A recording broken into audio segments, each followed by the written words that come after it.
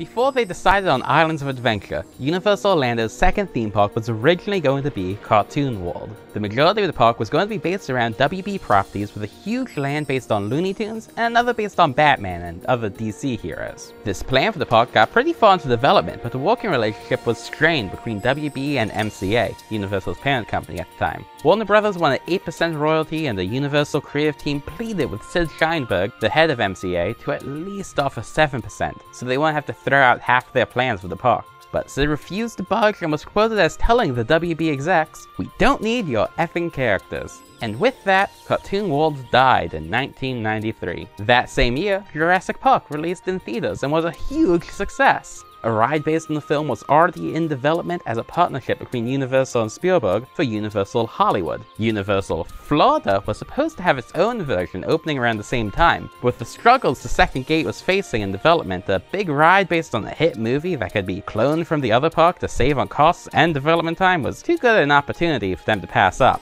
And so the plans for an East Coast version of Jurassic Park The Ride were delayed, so it could be a part of a whole land and an anchor attraction for the newly developed Islands of Adventure theme park, opening in 1999. The East Coast version of the ride almost got a new section in a pterodactyl aviary, but ultimately it wound up being essentially the same aside from a new name, the Jurassic Park River Adventure. The name was changed to reflect that guests are meant to be inside a fully realized and fully functional version of Jurassic Park. Guests are not on Isla Nublar from the original film, nor are they meant to be on Isla Sorna. When guests are in this land, they are visiting a brand new Jurassic Park location on Isla Adventura.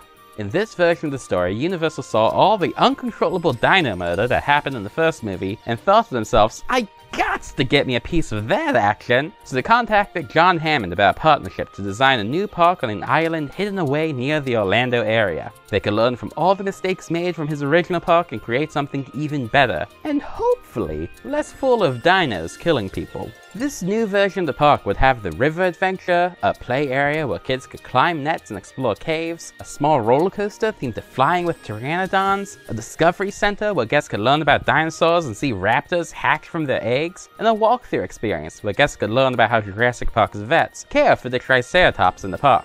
In theory, at least. I visited Islands of Adventure dozens of times across the years that Triceratops encounter was opened, and it was always closed due to technical difficulties every single time, and I'm still salty about it 15 years later. Islands of Adventure's Jurassic Park land had this really inventive and immersive story that tied everything together, though over the years they've kinda let fall by the wayside. Most employees don't know anything about the Isla Adventura storyline anymore, and part of the land is all about King Kong for some reason, and the new coaster is themed to Jurassic World, while the rest of the land is themed to Jurassic Park. It's a bit of a mess at the moment, but still an incredible land with a great atmosphere and visuals, and Jurassic Park River Adventure is still a fan favorite experience that perfectly captures what made the original film so special to so many people.